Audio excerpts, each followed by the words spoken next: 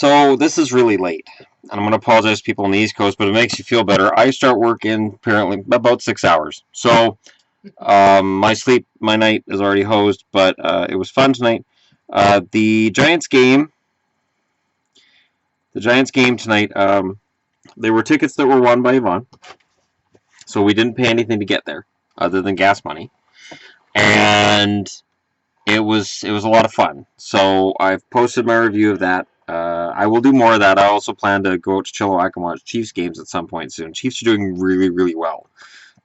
So that would be fun to document a little bit because it's BCHL, so it's Tier 2. But if you're a Red Wings fan, Cholowski, a draft pick in the first round last year, Chilliwack Chief. So you never know. And I saw some guys I watched tonight that I said, you know what? Yeah, these guys are probably going to get drafted. More on the Giant side than the Red Deer side, even though the Red Deer players were much bigger and stronger. Now, today in the NHL, a lot happened. Buffalo beat St. Louis. Huge for Buffalo. They have to win a lot of games here to get back into the running. And they take advantage of St. Louis, who had a down game. And Lehner played fantastic. Detroit beating Washington, that is, I mean, it's a shootout, so it's, defeating is an odd word. But, this is one of those games that Washington needs. Winnipeg beating Montreal, that was bad for Montreal. I don't know how else to put this. Hellebuck only had to make 19 saves on 20 shots, and honestly, Winnipeg controlled that whole game. Even though Montreal was ahead 1-0, I was surprised at how much Montreal was laying back. And it reminded me of Claude Julien with Boston. It's the same thing. Boston, the sitting back thing drove me nuts. Edmonton beats Chicago. That's a huge win for Edmonton. Absolutely huge. Benning with a goal. Lucic and McDavid. Talbot stands on his head. This is the kind of win you need. If you're Edmonton, this is the kind of win you need. And hopefully the panic button won't be getting pushed by Edmonton fans for the rest of the season now. Jersey beats the Islanders. The Islanders cannot afford to lose to the New Jersey Devils. The Islanders, their turnaround is turning back the other way. And with this win, the Devils, they get up to 60 points, 2 points back of the Islanders. But more important for the Islanders is that they had a chance to move into something here because Toronto was busy blowing it against Ottawa. Now, I know Marner was out, but come on, they lose 6-3. They allow 4 goals in the third. This is looking like Toronto's maybe in over their heads. Maybe some guys are hitting the wall, and maybe it's falling apart. So for Toronto fans, many apologies, but the Oilers right now look like they're ahead of the game, and Toronto looks like they're going to be waiting until next year because of what I'm going to get to in a bit here. Minnesota wins again. Yawn. San Jose wins and puts some space between them and some of the teams in their division. So San Jose with a win over Arizona. Arizona is so far back of the playoffs right now. Dallas wins. It doesn't really matter. What's more important is Tampa loses. Tampa, again, you can't afford to lose. You go into a third period with a 3-2 lead in Dallas. You have to hold that, and they didn't. Roussel with a hat trick, that doesn't happen, so I'm going to assume this is in some alternate reality where Antoine Roussel gets a hat trick. Vancouver, on the strength of goals by Edler and Tanev, they win in overtime over Calgary. Calgary can't afford to lose this game. This is, and I know it's overtime, so they get a point, but you can't afford to lose this game if you're Calgary. You just can't. And then Florida, 4 wins in a row. Huberdeau looks huge in his return. So, I clicked on the wrong button.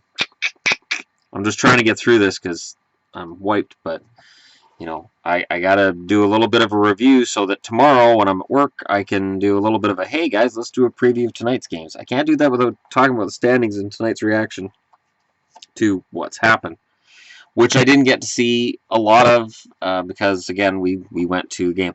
I did see the Toronto game until it was 2-0 Ottawa at the start of the second, and this is a dark time for Toronto because they really slip. So All right, if we get into the current standings, Florida has bounced past both Boston and Toronto. Now, Boston has more overtime regulation wins, so technically they should be ahead, but because it's TSN's way of doing it, Florida has a game in hand, so Florida moves into third place. Florida-Ottawa in the first round, that could be problematic for, I think, both teams. I don't know who I would take in that series. I would favor Ottawa, but it's really kind of a gimme, a pick 'em. Boston, by dropping to that second wild card, they play Montreal in the first round, but here's the problem. Ottawa is 2 points back of Montreal with 3 games in hand. So now Montreal's reward for finishing second could be the Florida Panthers, who are surging in this direction while Montreal takes a giant nosedive. And I don't know that Claude Julien can fix what's wrong in Montreal. There's a lot wrong in Montreal right now. Washington, even with the loss, they're 5 points ahead of Pittsburgh now. They're 6 points ahead of Columbus. They are full 10 points ahead of the Rangers. The Rangers have that first wildcard spot all but sewed up. So whoever wins the Atlantic Division has the joy of playing the Rangers. The Leafs are now officially in trouble. They're 1 point out of the playoffs, and they only have 1 game in hand on Boston. And they do not have the regulation or overtime win tiebreaker with Boston. So Boston needs to fall apart, and Toronto needs to get their act together. The Islanders, again, with that loss tonight, they're now 2 points back. They have that 1 game in hand, but again, they do not have a tiebreaker with Boston. Buffalo is 2 points back, but Boston has a game in hand. The Islanders and Toronto have 2 games in hand. Philly still has a game in hand. They're 3 points back. They have a game in hand on Buffalo, anyways. Jersey's 4 points back. Jersey has too many teams to bounce over. I just can't see it. Tampa is now 6 points back, and I keep hearing people say, "Oh, Tampa's going to go on a run." No, Tampa's going to go on a run. Yeah, they're 4-3-3 in their last 10. When's that run going to happen? I just don't see it. I just don't see it happening. Tampa, as far as I'm concerned, is done, and they need to consider pulling the plug and getting what they can for a guy like Filppula. Carolina, Detroit, they're done. Out west, Minnesota just keeps trucking on, 84 points. They're in the conversation right now for the President's Trophy. Yeah, that jinx. The one that Washington really probably doesn't want a whole lot to do with.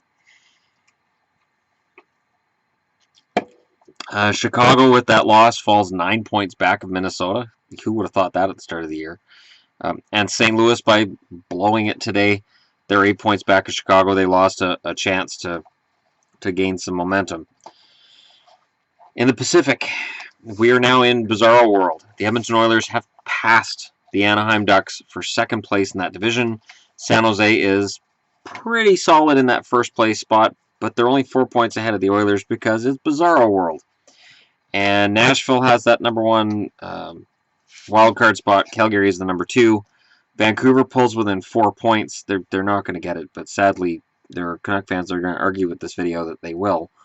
And Winnipeg, with that win tonight, they have to win out. I mean, everybody has games in hand on them. They're below 500, either real or fake 500. They're below it. The good news for them is the Kings aren't playing very well. The Flames aren't playing very well. Nashville hasn't been fantastic.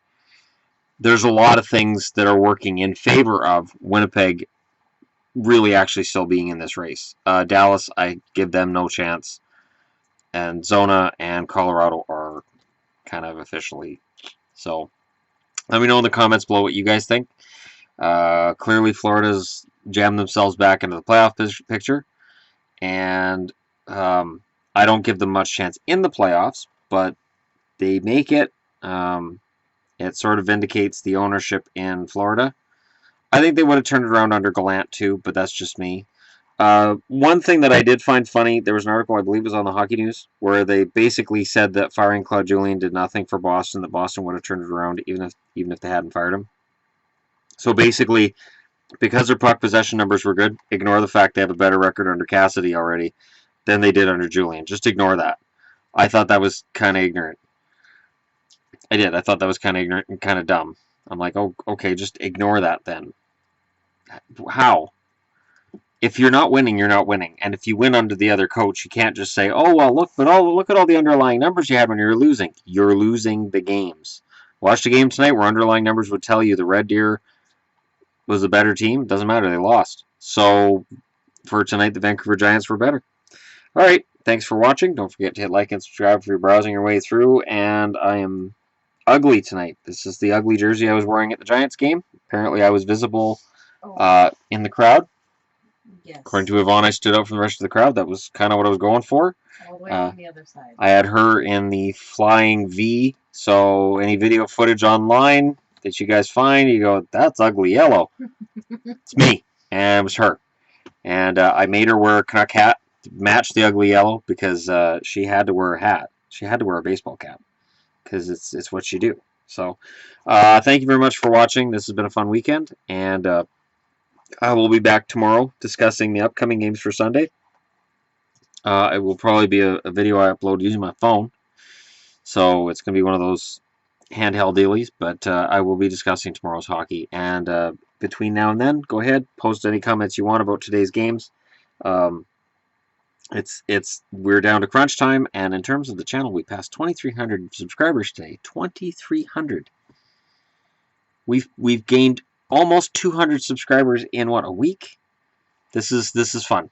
And again, thanks for you guys for sharing. Thanks for all you new subscribers. Welcome to the channel. And it's only fun times ahead for us. Because I mean, look, you've got Funko Pops, you've got hockey all over the wall, and I got hockey stickers. Yvonne got a bunch of hockey stickers, and here is my 30 favorite teams from favorites to least favorite. Did you catch them all? No? Well, you'll catch them when I do a video either tomorrow or Monday. Probably tomorrow. I'll do a video where I discuss my 30 favorite teams from 1 to 30, and then you guys can describe in the comments for that video why I'm wrong or I'm an idiot. I look forward to that. Thank you very much, and I'll talk to y'all again tomorrow.